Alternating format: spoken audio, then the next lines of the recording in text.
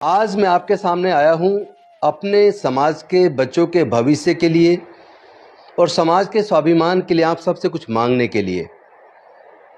जैसा कि हम देख रहे हैं कि जब भी ये सावन का महीना आता है और कावड़ का समय आता है तो जो लोग कावड़ लेने के लिए जाते हैं, आखिर वो जाते किस लिए हैं? कौन सी वो चाहत है जिस चाहत की पूर्ति के लिए वो लोग जाते हैं? अगर आप देखें कि जिनके पास भरमार पैसा है, भरपूर पैसा है, जो लोग बड़ी बड़ी कुर्सियों पर बैठे हैं, बड़े बड़े अधिकारी हैं, बड़े बड़े नेता हैं, बड़े उद्योगपति और पूंजीपति हैं, या जो बड़े मठों पर बैठे हैं, वो लोग और उनके बच्चे कभी कावड़ लेने नहीं जाते। हमारे समाज के गरीब समाज के लोग, अनुसूचित जाति जनजाति पिछड़े वर्ग के लोग, वो कावड़ लेने क्यों जाते हैं? आप अपने बच्चों को कावड़ लेने जाने से रोकिए, क्योंकि जब वो कावड़ लेने जाते हैं तो कम से कम 10-15 हज़ार रुपया खर्च करते हैं। और साथ ही साथ अगर बच्चे पढ़ने वाले हैं तो 15 दिन की स्कूल की छुट्टी करते हैं, कॉलेज की छुट्टी करते हैं। और जो लोग प्राइवेट कहीं नौकरी कर रहे हैं, कंपनी में किसी फैक्ट्री में नौकरी कर रहे हैं, तो वो कम से कम 15 दिन की छुट्टी करते हैं। एक तरफ उनकी तनख्वाह मारी जाती है, ऊपर से वहाँ जाने आने पे जो खर्च होता है वो खर्च भी करते हैं। इससे फायदा किसको होता है? जरा याद कीजिए, अब से 30 साल पहले तब तो कहीं कोई कावड़ का कैंप नहीं लगता था, कहीं रास्ते में किसी को खाना खिलाने के लिए भी कोई आयोजन नहीं होता था। तो अचानक ये 30 साल में ये बाढ़ क्यों आई?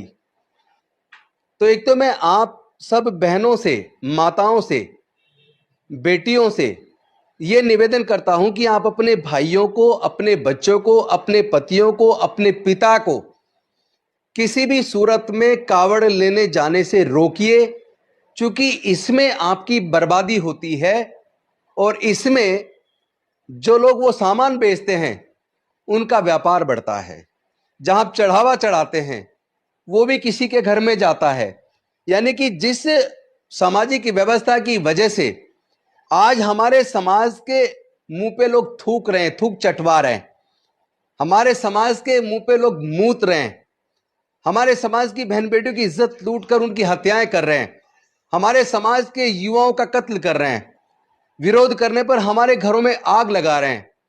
कहीं ना कहीं उसी सामाजिक व्यवस्था जिसने हमें वर्ण व्यवस्था और जातियों में बांटा, जिसने पाखंडवाद, अंधविश्वास को इतना ज्यादा बढ़ा दिया कि आज वो सामाजिक ताकतें मजबूत हो रही हैं। और जब वो सामाजिक ताकतें जिसने वर्ण व्यवस्था और जातिवाद बनाया, जब वो मजबूत होंगी तो जातिवाद और वर्ण व्यवस्था भी मजबूत होगी। फिर उत्पीड़न की कार्रवाई भी ज्यादा बढ़ेंगी। जैसा कि पिछले 9-10 सालों में उत्पीड़न की घटनाएं बढ़ी हैं, होना कम चाहिए था लेकिन घटनाएं बढ़ गई हैं। देश का संविधान खतरे में है, देश का लोकतंत्र खतरे में है। तो आपके बच्चे आखिर वहां क्यों जाते हैं? जितने भी दंगे होते हैं, दंगों के अंदर जो बच्चे मारे जाते हैं या जो बच्चे दंगे के बाद जेल जाते हैं, वो कौन है? उसकी लिस्ट कभी निकाल के देखिए, ऑन रिकॉर्ड देखिए, आरटीआई लगा के सरकारों से मांगिए। आपको ये जानकर दुख होगा कि दंगों में मारे जाने वाले लोग, दंगों में जेल जाने वाले लोग, दंगों में सजा पाने वाले लोग, दंगों में बर्बाद होने वाले लोग इसी अनुसूचित जाति जनजाति और पिछड़े वर्ग के मिलेंगे। मैं पूछना चाहता हूं, जब हमारे लोगों का कत्ल होता है, बहन बेटियों की इज्जत लूट के उनकी हत्या कर दी जाती है, हमारे लोगों के घर जला दिए जाते हैं, हमारे लोगों के ऊपर पेशाब किया जाता है, हमारे लोगों को थूक चटवाया जाता है, किसी का मुंडन कर दिया जाता है, उस वक्त वो संगठन जो फिल्म के अंदर किसी डायलॉग मात्र पर किसी सिनेमा घर में आग लगा देते हैं, रोड पे आके धरने प्रदर्शन करते हैं, तो हमारे ऊपर पेशाब करने पर, हमारे युवाओं की हत्या करने पर, हमारे घरों को जलाए जाने पर वो विश्व हिंदू परिषद कहां चली जाती है? वो बजरंग दल कहां चला जाता है? वो आरएसएस कहां चली जाती है? ये सबसे बड़ी हमारी गुलामी का कारण, हमारी बदहाली का कारण सबसे बड़ा हम स्वयं हैं, क्योंकि हम उस सामाजिक व्यवस्था को मजबूत कर रहे हैं। हमारे ही तो बच्चे बजरंग दल के अंदर जाकर धार्मिक जुलूसों में तलवारें लहरा रहे हैं, हमारे ही तो बच्चे बजरंग दल को, आरएसएस को, विश्व हिंदू परिषद को मजबूत कर रहे हैं। मैं आपसे सिर्फ एक चीज मांगता हूं एक तो अपने बच्चों को आरएसएस में, बजरंग दल में, विश्व हिंदू परिषद में जाने से रोकिए, उनको पढ़ाई के रास्ते पे डालिए, उनको सिखाइए कि पढ़ेंगे तो आगे बढ़ेंगे। और ऐसे संगठनों में जाकर सिवाय गुलामी के, सिवाय बदहाली के, सिवाय बर्बादी के कुछ होने वाला नहीं है, क्योंकि ये संगठन हमारे युवाओं का इस्तेमाल करके हमारे ही लोगों को मरवाते हैं। ये अल्पसंख्यकों को मारना, दलितों को मारना, आदिवासियों को मारना, पिछड़ों को मारना, अरे इनकी हिम्मत इतनी हो कैसे जाती है? ये सच बताऊं तो ये जो अभी मैं देख रहा था उत्तराखंड के अंदर, जो एक साधु बोल रहा है कि पूरा हिमालय हमारा देवालय है, हम यहां किसी बौद्ध को, किसी मुस्लिम को, किसी ईसाई को रहने नहीं देंगे। और जिस तरह की धमकियां खुलेआम, गर्दन काटने की धमकी ये साधु के भेष में जो लोग देते हैं, मैं कहना चाहता हूं आप इनको पहचानिए। ये निश्चित तौर पर इनकी अगर जांच की जाए, ये साधु कतई नहीं होंगे, ये जरूर अपराधी होंगे जो अपराध करने के बाद पुलिस के अरेस्ट से भागे और गेरुए कलर के कपड़े पहनकर ये साधु संतों को भी बदनाम कर रहे हैं। क्योंकि साधु संत का मतलब क्या है? संत का मतलब होता है मानव कल्याण के लिए काम करना, घर बार परिवार सब कुछ त्याग कर कैसे दुनिया में शांति कायम हो, कैसे मानवता बढ़े। तो इसलिए लोगों ने ये वस्त्र पहने और घर का त्याग किया, वो लोग साधु और संत कहलाए। लेकिन आज जिस तरह साधु संत का भेष बनाकर ये आतंकवादी, ये अपराधी, ये लगातार खुलेआम लोगों को धमकी दे रहे हैं, लोगों को मारने के, पैरेलल आर्मी बनाने की बात कर रहे हैं, कत्लेआम मचाने की बात कर रहे हैं। साधु का काम कत्लेआम मचाना नहीं है, साधु का काम नफरत फैलाना नहीं है, साधु का काम लोगों के बीच में वैमनस्य से बढ़ाना, आग लगाना नहीं है। ये बेसिकली साधु नहीं है, अपराधी है। मैं सरकार से मांग करता हूं इनकी जांच कीजिए, इनकी बैकग्राउंड चेक कीजिए।